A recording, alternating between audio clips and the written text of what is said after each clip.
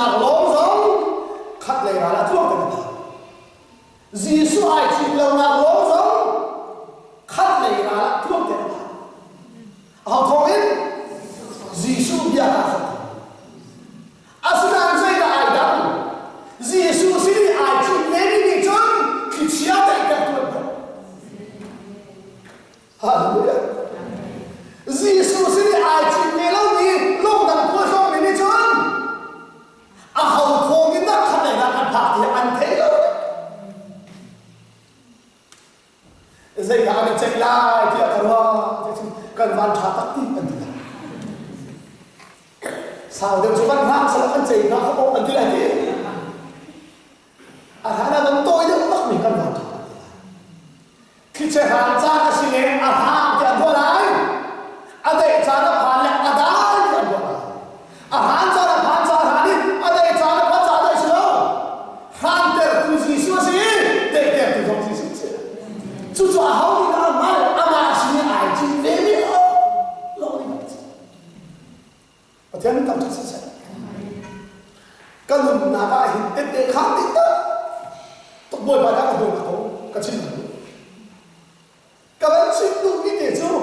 mà chúng ta dân khát lệ ra ăn phá đi Giêsu kia cả khát thổ in Giêsu ai chính nào đâu chính bị khát lệ ra ăn phá ai chính đâu bị khát lệ ra ăn phá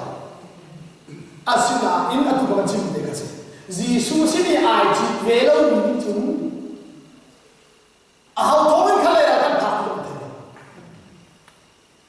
una Jerman là phá nên người là ba là khali anh áo cha nó làm sao rồi bằng ba nó khát tiền mình phải tiền nhà sản tiền mình ấy đâu sao mình nuôi là chim này interview mình cần phải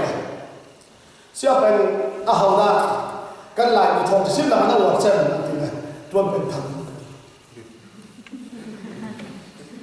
anh nuôi như này nuôi anh nghĩ sao mình đang nói chuyện đâu, hắn đã mà làm thì cũng sẽ làm thế này, tôi bảo chân được. Giờ thì là vô lệ chúng ta, ama bản thân mình. Xin cái gì? Hầu đi ra, giống phải là mình vô lệ chúng ta bắt chiang mình, tôi 7 billion đồng thế, sao lại quên được không sao thế? Sudah racun, nakut pinam yang ahau mana ni? Nang mama tu pinam som ahau mana? Sudah nang mama tehin mana? Nanti mana? Nang mama tehin mana? Saya orang original ni. Nang mixu kuria hidan tak orang tu na. Nang sama tu alam cara ni na tu. Nang mana nak apa? Atu apa isar? Dah dikaya nak isar. Boleh cerita lagi. Ni masih dah hela. Hei. Athai jom adi thai lo. Sudah mati uang lo. Boleh pada saya dah hati cerita lo. Saya dah siap lebih kepaksan. Sudah dah thai dia. Online nó nhìn rất bằng sự trả khuyên đại luôn đấy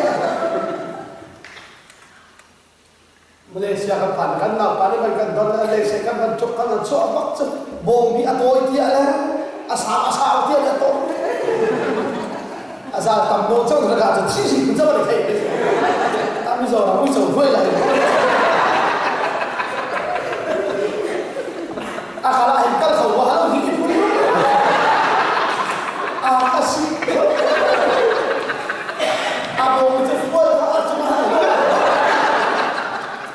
asam itu saya mesti penuh kasih cian loh coba. Kasawa yang kami atau betul.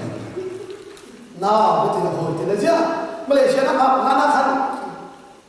mikir ke ini sih kau betul jadi betul nak cuak betul lah. Aku tu orang kekal kalau mau. Kau dah nak kan itu sih betul lagi.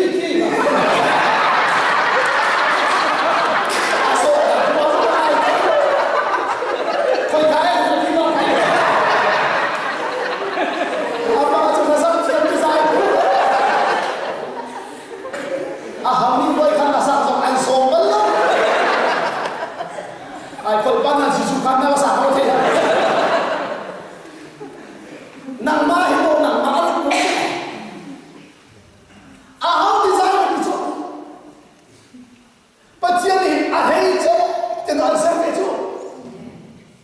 tuan bèn thằng cao rồi cái gì khác khác không được chú bồi ba đi đó à lấy chứ thì à hậu về bồi ba đi à cái sến thì cái hậu về sao cũng sẽ không được mình đang nói cái này là được không thì việc cái sến nó chú hồn làm gì là hiện nó cũng bị nắm bắt ở đây nó không bắt à hậu chú cha chú đó Giêsu xin đi ai chịu về lâu mình đi chốn à hậu thô cái đất này là nó phát triển thấy được ram thùng nạp nó phá khi hè nó được chịu được đó chứ tâm chân cần hạ đi chứ ô sẽ là cái ram thùng nạp cái chân không sẽ là cái thùng phản về này nên gì đó à chán nên xí lô mình cần phá thì mình được khá giả nên sao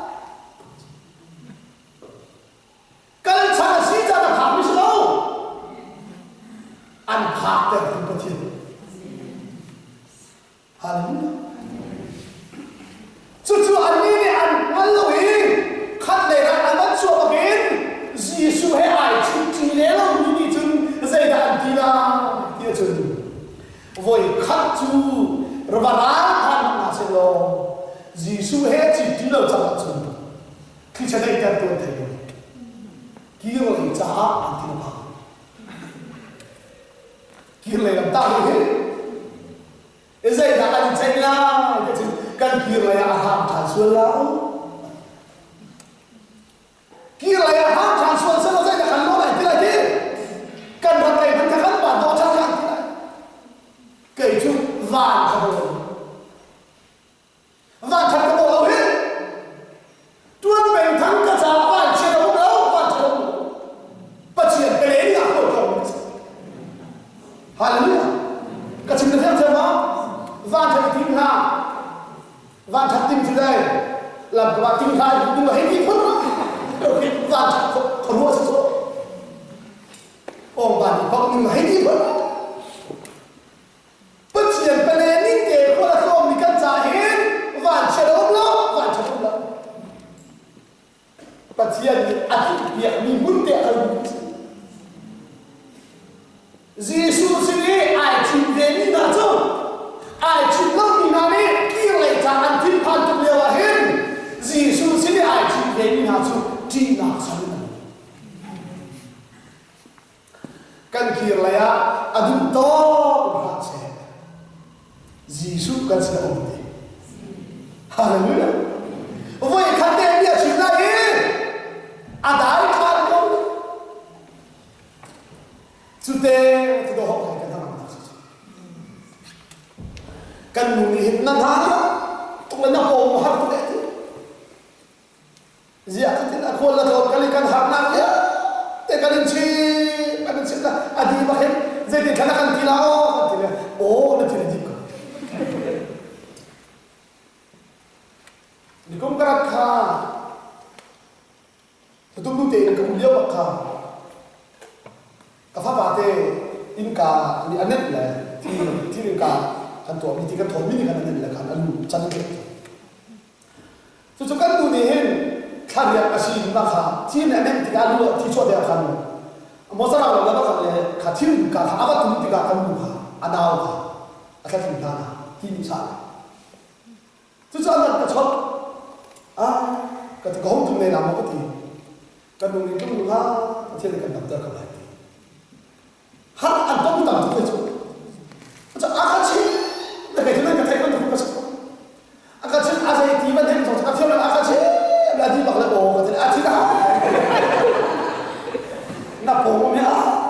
cũng là đáng lắm các tiểu có thể về đâu ngân hàng làm đâu mình không có đó không phải cái gì cần hướng đâu mà sớm chứ à hầu hết đã cũng cần thôi chứ nó phải phiền chứ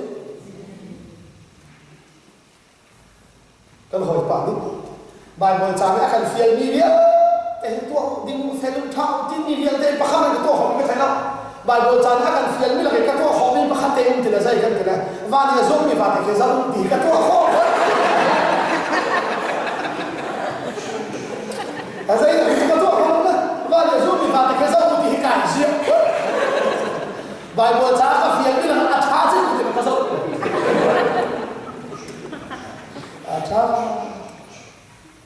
Zai mất cả cũng không được đấy. Chúng ta chúng cái lúc tôi chưa ra thì azuang mi vào thì dâm khi mang khi ở đó cũng nói riêng anh chuẩn lại dùng nạp bộ khẩu bộ đất bà đã số này cả phát hiện lại đi khung và khát tìm hắn nên bà đưa lông vui lại à sạc nó chút đi khung đã không biết gì phát hiện lại cả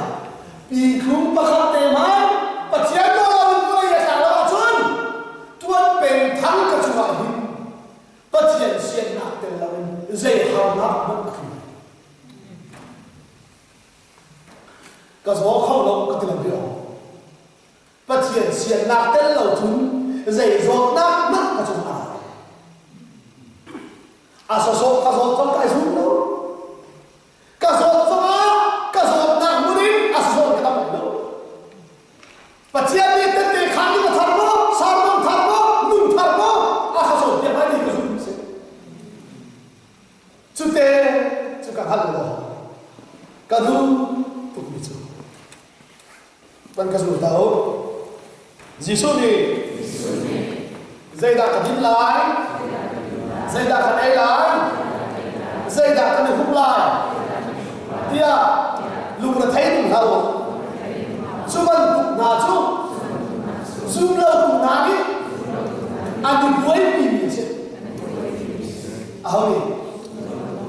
chú lâu tụi mình quấy chắc cái lúc thấy như thế này dây đạp cái dính lại dây đạp cái là dây đạp năng lực với mình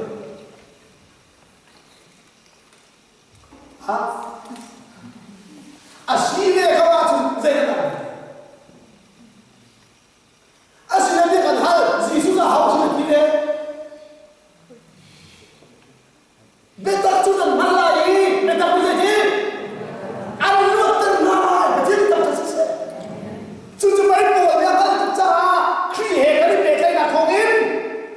cần mua mì luôn đã ăn hết mì chúng ta chưa có thể chưa bao giờ đâu mai này còn lúa hin và chiến đi khắc cho akan bé tụng được thứ này là in Giêsu tất tất thế là đi cùng cảnh là bạn chút van chia này được chẳng khắc cho đấy là cho nó cái này bu hin sao bảo với cảnh là chẳng chúng nhân để chúng mình akan mentar tuh Giêsu sẽ hallelujah mà chúng khi chia lệ thì lệ lắc bạc chúng nó anh dùng mi ba Giêsu xin hãy xin mình chọn khắc lệ ra là học học là trong tháp này kêu nào đi có anh lùng lệ mà thấy đâu dây đâu mà cần xin nào Giêsu thì ta khắc tới đâu nào cả đúng túc mình thấy chưa Giêsu thì dạy thì vô lệ những hàng nào ăn biết là cả đúng túc mình chưa Giêsu khang mà khang khăn bia khăn đông sẽ là áp vô lệ thì hàng nào ăn biết là thì là đông rồi chỉ theo đó hallelujah hàng nào cho ăn biết là này chỉ theo chú đi chú ăn tây hàng dây đó vô lệ chú vào tây chẳng đi ăn tây chẳng chú tây mà hi và là cái lại này và là không số lại đâu nên chú ăn khá là và thế nên các bạn chú biết đặt chú làm khá là chốn biết đặt đi ăn được biết đặt đi ăn được cần hạ chốn nên luôn lại chú luật là chú nồi bia dùng thòng sẽ lâu khi dùng nào thòng cần được gì gì cần biết là sao là thòng cho cái sao amen